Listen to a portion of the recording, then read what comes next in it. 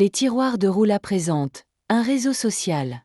Bien avant les réseaux sociaux, un média mobile, bien avant les mobiles, une histoire inspirée de la guerre du Liban, Destin de femme. Un récit original écrit et produit par Roula Hage. Bonne écoute. Elle se réveillait tous les matins à 4h30, avant le coq, avant les boulangers et bien avant le soleil. Tandis que le village dormait encore, elle arpentait déjà la maison d'un pas sûr, lavait le linge, nourrissait les poules, la vache et les veaux, préparait le petit déjeuner et déposait les petits plats sur la table de la cuisine avant de commencer sa tournée. Son programme changeait au rythme des saisons. En été, il était certes le plus chargé, car le village était au complet, avec tous les estivants. En hiver, sa tournée durait à peine 1 heure, mais rien ne l'arrêtait, ni la neige, ni le froid, ni le verglas traître qui glaçait les chemins. Elle enfilait ses bottes, rabattait son foulard et fonçait. Elle avait une grande famille et devait être disponible toute la journée pour répondre aux demandes et aux besoins de chacun, ses 4 enfants, ses 2 belles-sœurs, son mari et son beau-frère. 2 de ses enfants, ainsi que ses 2 belles-sœurs, vivaient avec une trisomie et nécessitaient parfois une attention et des égards supplémentaires. Elle ne pouvait donc faire sa tournée que le matin, avant leur réveil, un moment qui était également propice en temps de guerre, les heures de la trêve des combattants. Si des bombardements avaient eu lieu durant la nuit, le matin tout cessait d'un seul coup, un silence lourd descendait sur les talus, et les villageois découvraient, à la lumière du jour, les murs éventrés, les terres meurtries et les voitures criblées. Elle suivait un parcours fixe, mais s'arrêtait parfois en route si elle croisait des villageois constatant des dégâts. Elle se désolait avec eux, secouait tristement la tête, s'essuyait les yeux du revers de la main et finissait toujours par murmurer sa formule rituelle, celle qui rassemblait les cœurs.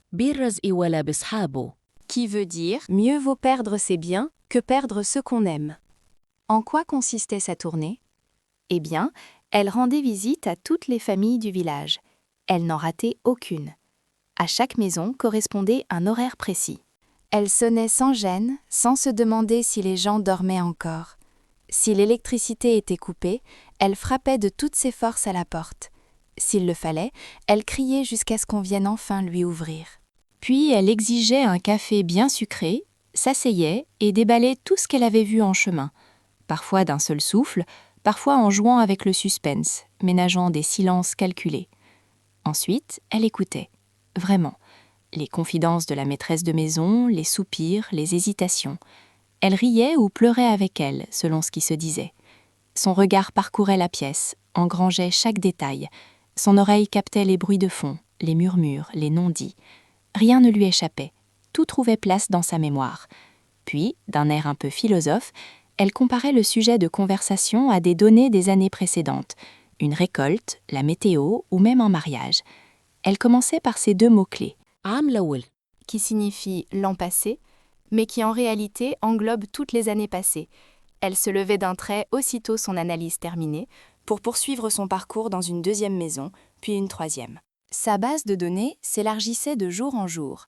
Elle savait tout ce qui se passait dans les familles, les anniversaires, les maladies, les nouvelles relations, les rentrées d'argent, l'achat de meubles, les voyages, les échecs ou les réussites scolaires, les infos de la guerre.